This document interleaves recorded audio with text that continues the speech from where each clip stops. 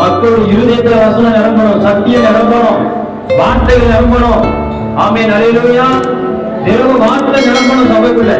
ஒவ்வொரு இருதயத்திலும் வசனங்கள் நிரப்பப்படணும், சத்தியம் நிரப்பப்படணும். அதனாலதான் வசனத்தை வாசிக்கிறோம். எப்பொழுதும் காற்றாலும் ஒருபோதும் சத்தியத்தை அறிந்து உணராதவர்களுக்கு இப்படிப்பட்ட பிசாசுகள், இப்படிப்பட்ட மனிதர்கள், பொல்லாத தீர்க்கதரிசிகள், பொல்லாத ஊழியக்காரர்கள், பொல்லாத போதகர்கள் உள்ள நுழைந்து அவங்களுடைய விசுவாசத்தை எடுத்து விடுவார்கள், நம்பிக்கையை எடுத்து விடுவாங்க.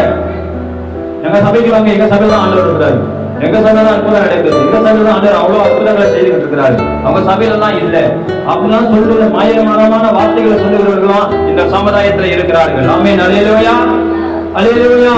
அப்ப தேவனுக்கு மகிமை. வசனத்தை மீண்டும் வாசிங்க. காற்றாலும் உணராது இருக்கிற